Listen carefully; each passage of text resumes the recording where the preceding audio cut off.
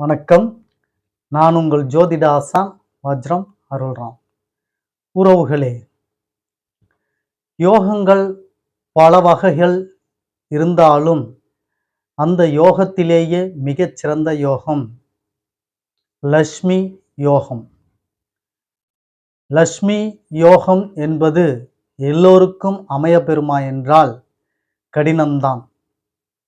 நான் சொல்வது போல அவரவர்களின் ஜாதகத்தில் அந்த பிராப்தம் இருக்கிறதா என்பதை அறிந்து கொண்டால்தான் நீங்கள் லக்ஷ்மி யோகத்துக்கு உரியவரா இல்லையா என்பதை தெரிந்து கொள்ள முடியும். சரி, இந்த ஜாதகத்தில் எப்படி நாம் லக்ஷ்மி யோகத்தை அறிந்து கொள்வது என்று பார்த்தீர்கள் என்றால், அன்னை லக்ஷ்மி தேவியாக இருக்கக்கூடியவர் 2ஆம் பாவகம் என்னும் சொல்லக்கூடிய பொருளாதார பாவகத்தின் வழியாகத்தான் உங்களுக்கு லக்ஷ்மி யோகத்தை ஏற்படுத்தி தருகிறார். அதாவது செல்வ யோகத்தை. செல்வம் என்றால் அன்னை லக்ஷ்மி, லக்ஷ்மி என்றால் செல்வம். இது நாம் எல்லோரும் அறிந்தது. இந்த செல்வத்தை கொடுக்கக்கூடிய பாவகம் 2ஆம் பாவகம். அப்படி என்றால் இந்த 2ஆம் பாவகத்திற்கு உரியவள் அன்னை லக்ஷ்மி தேவி அவர்கள். இந்த லக்ஷ்மி தேவி அவர்கள் 2ஆம் பாவகத்தில் சுத்தமாக இருந்தாலும் சரி, 2ஆம் பாவகத்தில் சுப கிரகங்கள் பலமாக அமர்ந்தாலும் சரி, 2ஆம் பாவகத்தை சுப கிரகங்கள் பார்வையாக பார்த்தாலும் சரி, குறிப்பாக குரு பகவான் பார்வை கிடைத்தால் லக்ஷ்மி யோகம் என்பது சிறப்பாக இருக்கும் என்பதெல்லாம் ஓரளவு நாம் ஏற்றுக்கொள்ள வேண்டியதுதான்.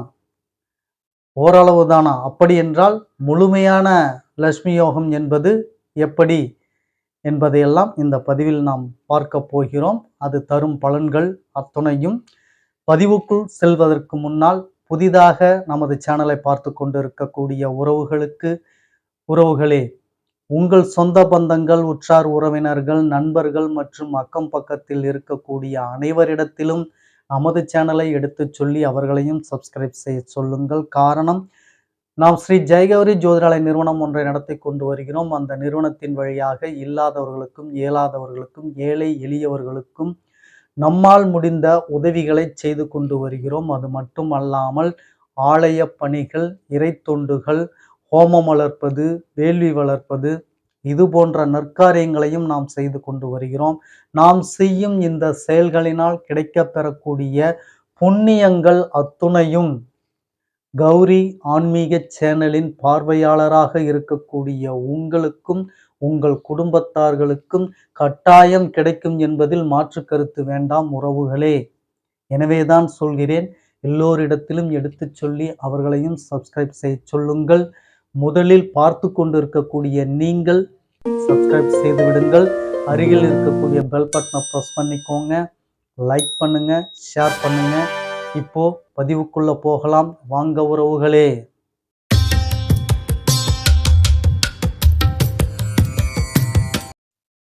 உறவுகளே, அன்னை லக்ஷ்மி தேவியின் யோகம் என்பது 2ஆம் பாவகத்தில்தான் உள்ளது என்று நாம் சொல்லிவிட்டோம்.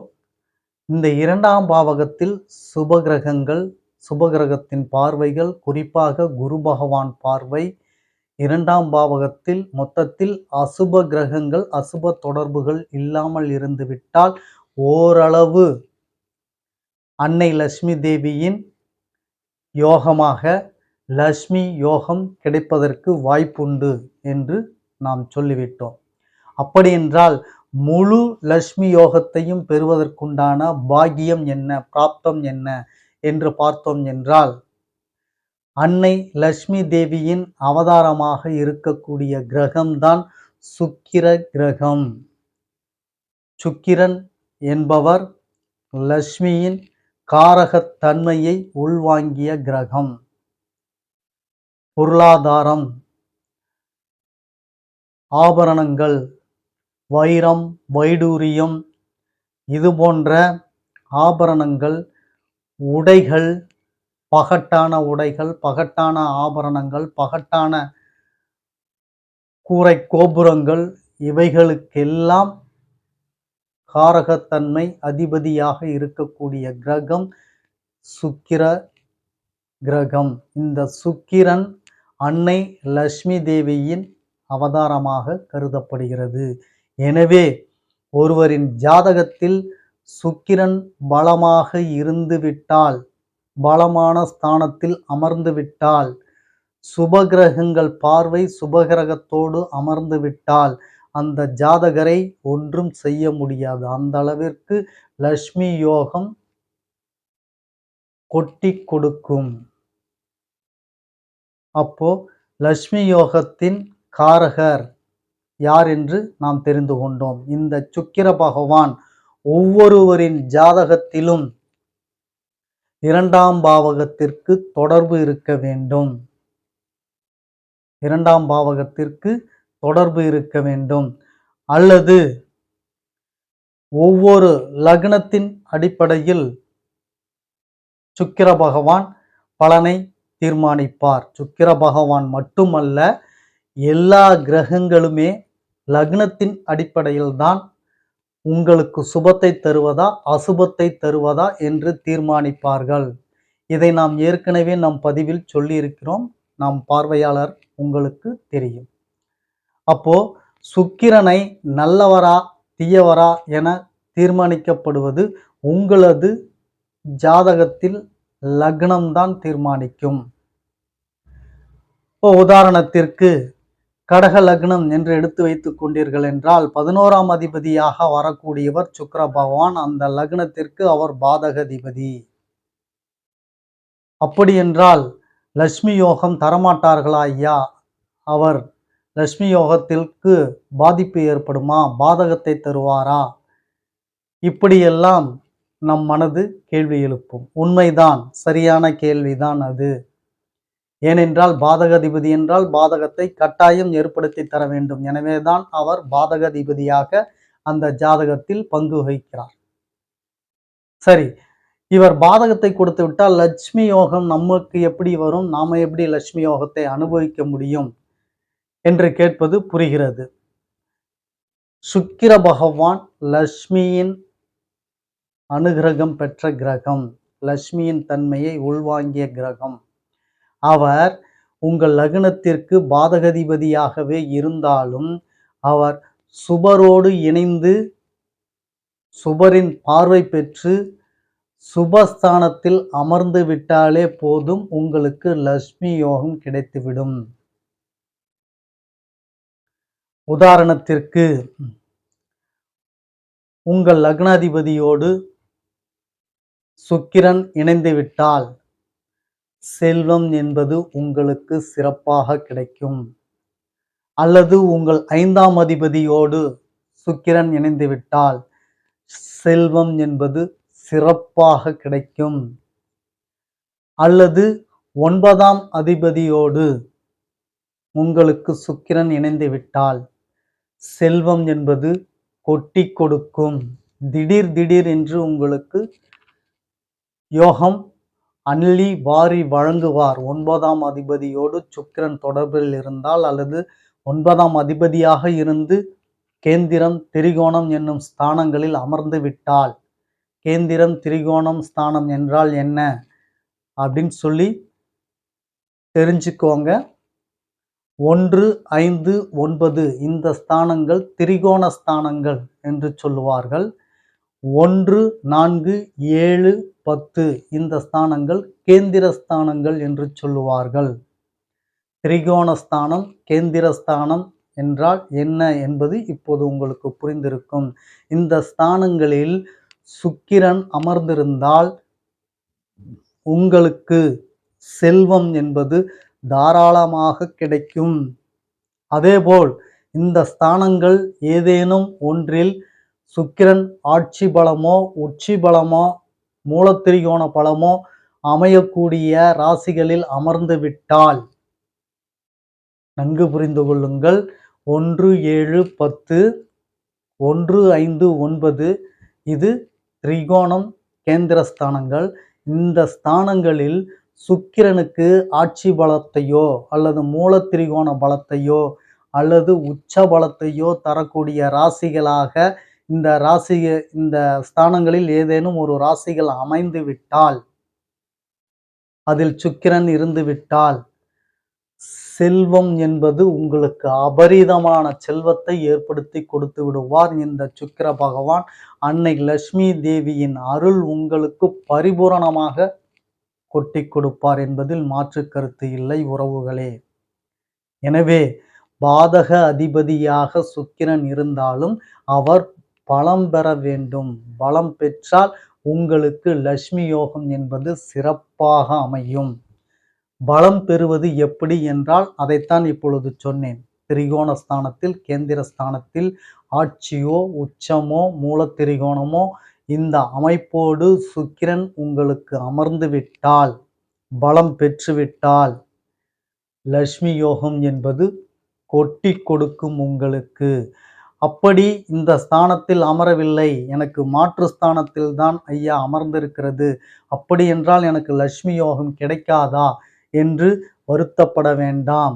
குருவின் பார்வை கிடைக்கிறதா சுக்கிரனுக்கு என்று பாருங்கள். குருவின் பார்வை என்றால் குரு அமர்ந்த இடத்தில் எண்ணிக்கொண்டு வாருங்கள். குரு அமர்ந்த இடம் 1ஆம் இடம், அடுத்த ராசி 2ஆம் இடம், அடுத்த ராசி 3ஆம் இடம், அடுத்த ராசி 4ஆம் இடம், அதற்கு அடுத்த ராசி 5ஆம் இடம். குரு நின்ற ராசியிலிருந்து 5ஆம் ராசியாக இருக்கக்கூடிய ஸ்தானத்தில் சுக்கிர பகவான் இருக்க வேண்டும். அல்லது குரு நின்ற ராசிக்கு 7வது ராசியில் சுக்கிர பகவான் இருக்க வேண்டும். அல்லது குரு அமர்ந்த ராசியில் 9ஆம் ராசியில் சுக்கிர பகவான் இருக்க வேண்டும். குருவுக்கு 5, 7, 9இல் சுக்கிரன் அமர்ந்திருந்தால் லட்சுமி யோகம் அவர்களுக்கு சிறப்பாக இருக்கும் என்பதில் மாற்று கருத்து வேண்டாம் உறவுகளே. உங்கள் ஜாதகத்தை நீங்களேயே எடுத்து ஆய்வு செய்து பார்த்து கொள்ளுங்கள். இந்த கிரக அமைப்புகள் இருந்துவிட்டால் உங்களுக்கு நீங்கள் செல்வாதிபதி தான், அல்லது உங்கள் பிள்ளைகளுக்கு இருந்துவிட்டால் அவர்கள் செல்வாதிபதி தான், கோடீஸ்வரன் தான். அது போன்ற ஒரு யோகத்தை கொடுக்கக்கூடிய கிரகம்தான் இந்த சுக்கிர கிரகம். அதுக்கு அதிபதியாக வரக்கூடியவள் அன்னை லட்சுமி தேவி அவர்கள். எனவேதான் ஒவ்வொருவருக்கும் லட்சுமி யோகம் என்பது மிக முக்கியத்துவம் வாய்ந்தது. அதை கொடுக்கக்கூடிய பாவகம் 2ஆம் பாவகம். அந்த லட்சுமி யோகத்தை கொடுக்கக்கூடிய கிரகம் சுக்கிர பகவான். இரண்டுக்கும் சுக்கிரனுக்கும் உள்ள தொடர்பு அதிகமானால் கோடிகளில் புரளலாம், வீட்டில் செல்வம் கொட்டி கொடுக்கும் என்பதில் மாற்று கருத்து வேண்டாம் உறவுகளே. இப்பொழுது உங்களுக்கு ஜனன பிராப்தம் என்ற ஒன்று இருக்கிறது. நாம் அடிக்கடி நமது பதிவுகளில் சொல்லிக் கொண்டு வருவது அதுதான். நீங்கள் பிறந்து விட்டீர்கள், பிராப்தத்தை வாங்கி வந்து விட்டீர்கள், உங்களது ஜாதகம்தான் பிராப்தம். என்ன பிராப்தத்தோடு வந்திருக்கிறீர்கள் என்பதை உங்கள் ஜாதகத்தின் மூலமாகத்தான் தெரிந்து கொள்ள முடியும். வேறு எதுவானாலும் உங்களால் தெரிந்து கொள்ள முடியாது, இயலாது. எனவேதான் ஜாதகத்தை அவரவர் பிராப்தத்தின் குறிப்பேடு, தலையெழுத்து, விதி சுவடு இப்படியெல்லாம் நம் முன்னோர்கள் ஜோதிட வல்லுநர்கள் ஜாதகத்தை சொல்லி வைத்துவிட்டு போயிருக்கிறார்கள். எனவேதான் ஜோதிடரை தெய்வ விஞ்ஞான் என்று சொல்லியிருக்கிறார்கள். வருவதை முன்கூட்டியே எடுத்து சொல்லுபவர், உங்களது தலைவிதியை எழுதுபவர் இந்த ஜோதிடர்.